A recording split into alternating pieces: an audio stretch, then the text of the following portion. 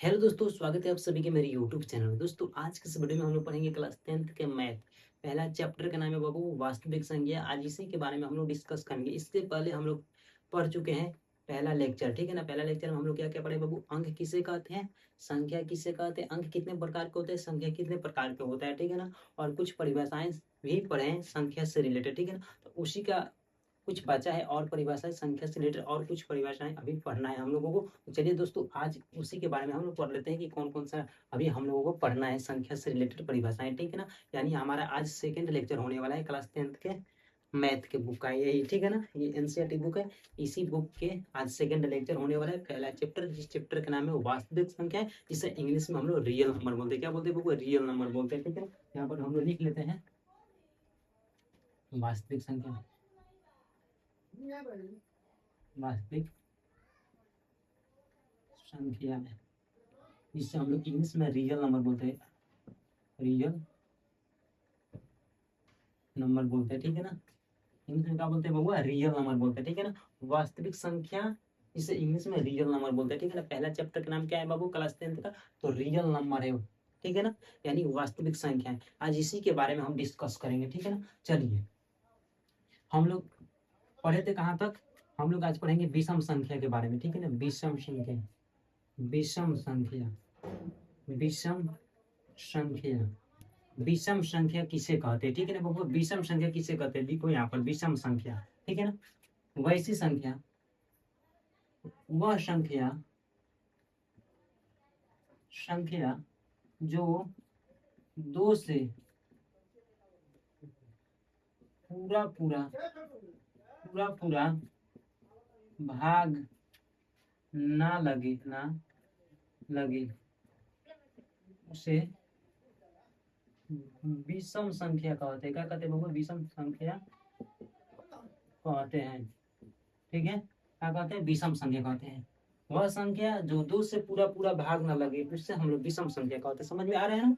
विषम संख्या किससे कहते हैं बाबू? वह संख्या जो दो से पूरा पूरा भाग ना लगे। वैसी संख्या जिसमें दो से पूरा पूरा भाग ना लगे, ठीक है, उसे क्या कहते हैं? विषम संख्या,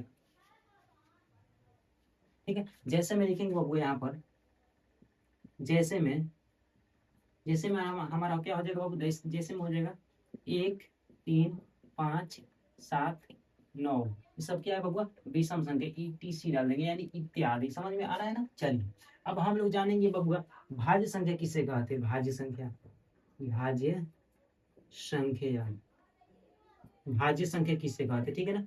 भाज्य संख्या या यौगिक संख्या, या यौगिक, यौगिक, ठीक है ना। यौगिक, यौगिक संख्या, यौगिक संख्या, भाज्य संख्या या यौगिक संख्या किससे कहते हैं, ठीक है ना।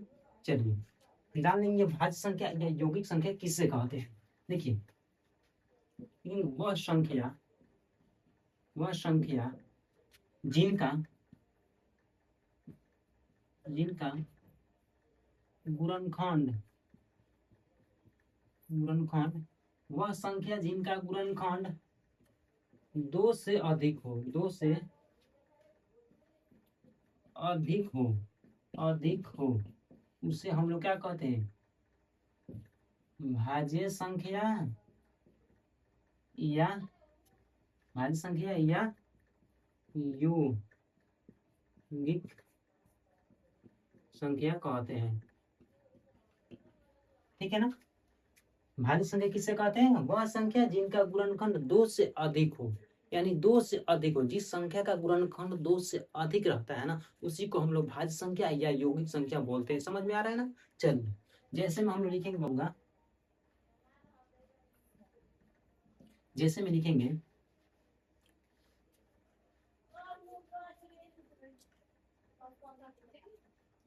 जैसे में हमारा क्या हो जाएगा? जैसे में हमारा हो जाएगा 4 हो जाएगा, ठीक है, 6 हो जाएगा, 8 हो जाएगा, ठीक है ना। यहाँ पर 9 हो जाएगा, फिर 10 हो जाएगा, ऐसा ही होता जाएगा, ठीक है ना। ईटीसी कर देंगे, ठीक है, यानी इत्यादि, ठीक है। ईटीसी का मतलब होता है इत्यादि। समझ में आ रहा है? आप लोग इसको नोट करते रहिए, ठीक है ना, अपने बुक में नोट करते रहिए, ठीक है। अब हम लोग जानेंगे बबुआ अभाज्य संख्या किसे कहते हैं। अभाज्य संख्या, अभाज्य संख्या या रूढ़ संख्या, रूढ़ संख्या, ठीक है ना, समझ में आ रहा है ना। अभाज्य संख्या या रूढ़ संख्या, ठीक है ना। अभाज्य संख्या का दूसरा नाम क्या है, रूढ़ संख्या, और भाज्य संख्या का दूसरा नाम क्या है बाबू, यौगिक संख्या। समझ में आ रहा है ना। चलिए अब जानेंगे अभाज्य संख्या किससे कहते हैं, ठीक है। तो लिखेंगे वह संख्या, एक वैसी संख्या, वैसी वैसी संख्या, वैसी संख्या जो एक तथा स्वयं स्वयं से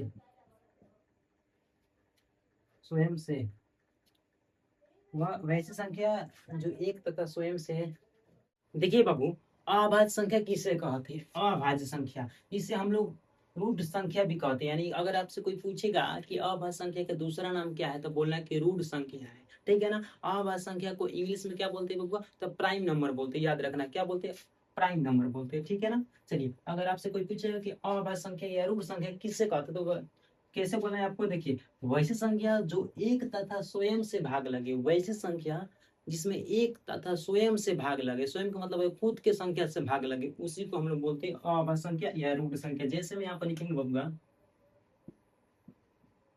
जैसे में लिखेंगे, जैसे में लिख लेंगे 2 हो जाएगा, ठीक है ना, ठीक है, 2 हो जाएगा, फिर यहाँ पर हम लिखेंगे 2 हो जाएगा, फिर 3 हो जाएगा, फिर 5 हो जाएगा, फिर 7 हो जाएगा, ठीक है ना। उसके बाद यहाँ पर 11 हो जाएगा, ऐसे जाता रहेगा, ठीक है ना, 21 हो जाएगा, ठीक है ना। समझ में आ रहा है ना। वैसी संख्या जिसमें एक तथा स्वयं से भाग लगे, उसी को हम लोग बोलते हैं अभाज्य संख्या। समझ में आ रहा है ना। चलिए इसको आप लोग नोट कर लीजिए, ठीक है ना, इसको आप लोग नोट कर लीजिए, ठीक है। चलिए इसके बाद हम लोग जानेंगे प्राकृत संख्या निकालने का सूत्र क्या होता है, ठीक है ना।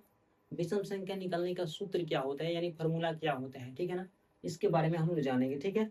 चलिए इसको हम लोग रफ कर लेते हैं, ठीक है ना। अब आप लोग नोट कीजिए, ठीक है। चलिए बाबू अब हम लोग जान लेते हैं इसके बारे में, प्राकृत संख्या के बारे में, ठीक है ना। देखिए यहाँ पर क्वेश्चन एग्जाम में कैसे आता है बाबू, लिखेंगे यहाँ पर प्रथम प्रथम इन लगातार लगातार लगातार प्राकृत संख्या का योग निकाले, योग निकाले, ठीक है ना।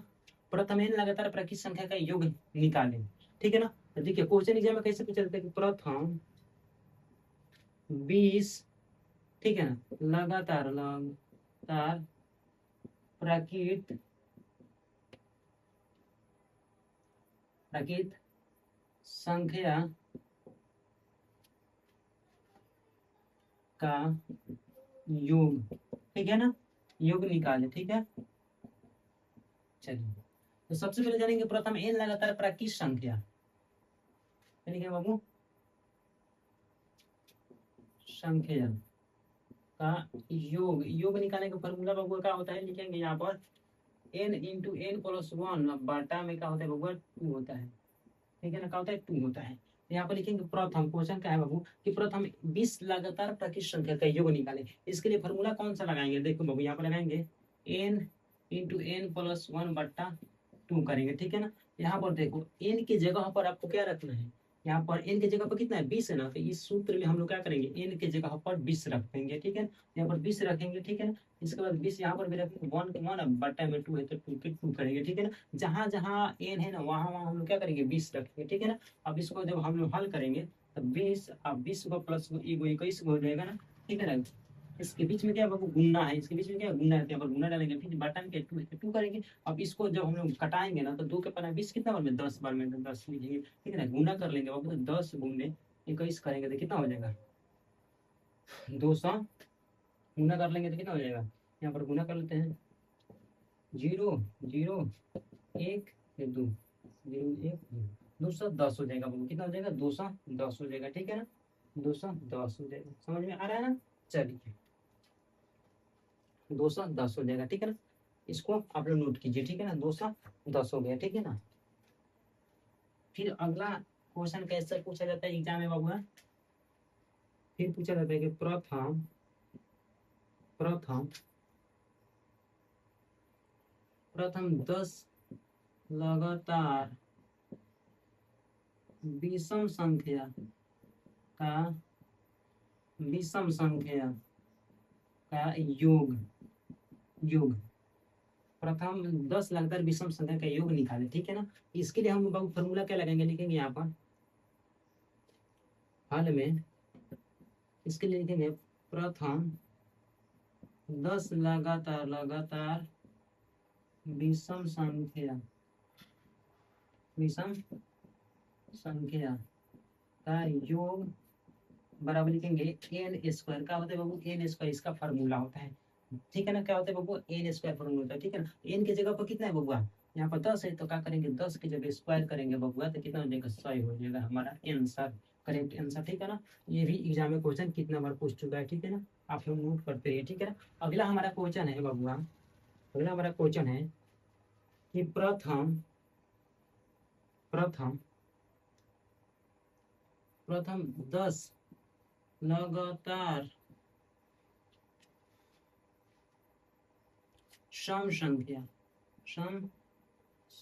का योग योग पूछा जाएगा, ठीक है ना। तो क्या करेंगे बाबू, इसके लिए फॉर्मूला कौन सा लगाएंगे यहाँ पर, इसके लिए formula n into n plus 1 बाटा में, इसके लिए कुछ नहीं लगता है, समझ में आ रहा है ना। सम संख्या के लिए n इंटू एन प्लस 1 करेंगे, ठीक है ना। n की जगह पर कितना दिया है बाबू, यहाँ पर 10 दिया, तो 10 करेंगे, जहां जहां पर n है वहां पर हम 10 करेंगे, फिर इसको बनाएंगे 10 के 10, ठीक है ना। इसके अंदर क्या है, गुना छिपा है, तो गुना के 3 डालेंगे, ठीक है ना। 10 को को जोड़ लेंगे तो कितना हो जाएगा 11 को दोनों में गुना कर लेंगे तो 110 हमारा आंसर निकल के आ जाएगा, ठीक है। इसको आप नोट कीजिए ना, चलिए आप लोग इसको नोट कीजिए, ठीक है ना, फटाफट से नोट कीजिए।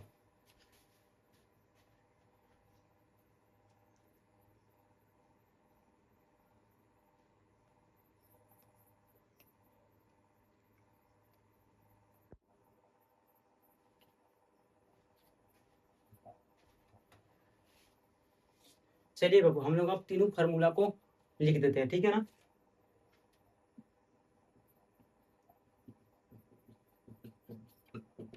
प्राकृतिक संख्या का योग निकालने के लिए फॉर्मूला क्या होता है, n इंटू एन प्लस 1 बट्टा में क्या होता है बाबू, 2 होता है, ठीक है ना। तो इसके बाद लिखेंगे बाबू सम संख्या, ठीक है ना, सम संख्या का योग बराबर क्या होता है, n इंटू एन प्लस 1 होता है, ठीक है ना। उसके बाद लिखेंगे विषम संख्या, क्या होता है बाबू, विषम संख्या का योग योग का फॉर्मूला क्या होता है बाबू, एन स्क्वायर होता है, क्या होता है बाबू, एन स्क्वायर, याद रखना क्या होता है, एन स्क्वायर, ठीक है ना। इसको आप लोग नोट कीजिए। अब लिखेंगे बाबू यहाँ पर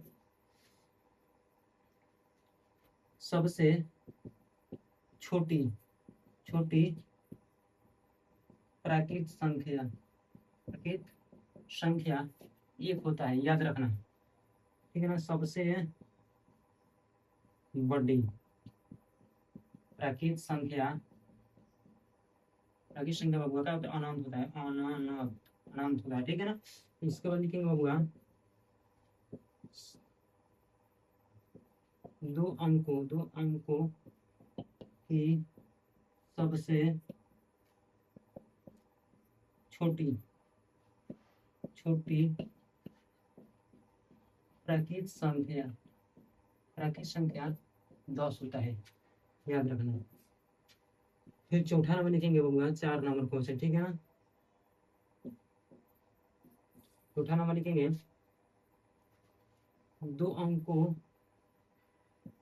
की सबसे बड़ी प्राकृत संख्या क्या होता है बबुआ, याद रखना कि 99 होता है, क्या होता है 99 होता है, ठीक है ना। चलिए इसको आप नोट करते रहिए फटाफट, ठीक है ना। अब लिखेंगे 5 नंबर सबसे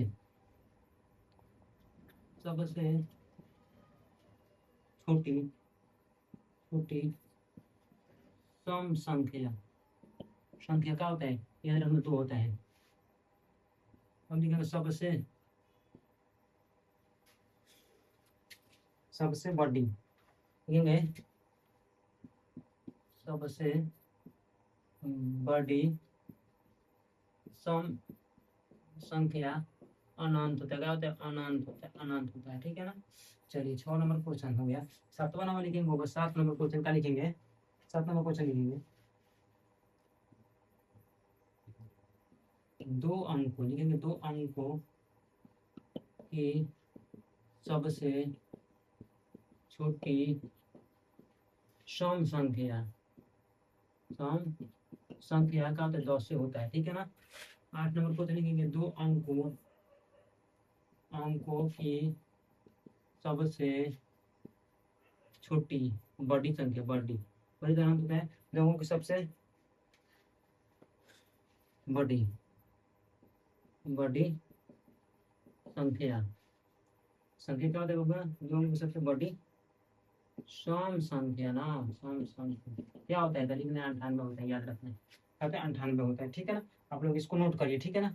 चलिए फिर इधर हम लोग लिख लेते हैं फटाफट से। ठीक है ना। लिखो यहाँ पर सबसे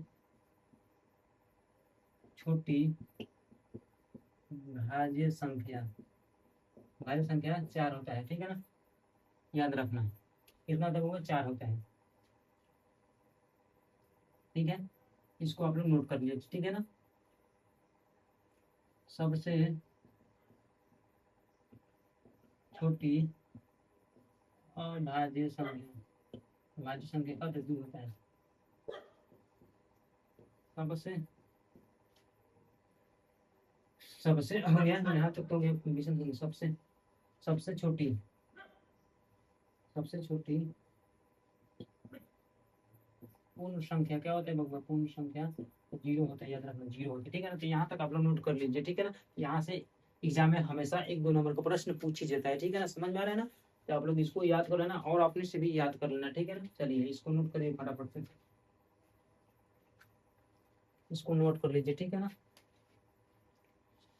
चलिए अब हम लोग चलेंगे सीधा प्रश्नावली में। ठीक है ना। प्रश्नावली के अंदर क्या क्या पढ़ना है, ठीक है ना, इसके बारे में डिस्कस करेंगे। ठीक है ना। चलिए ठीक है ना।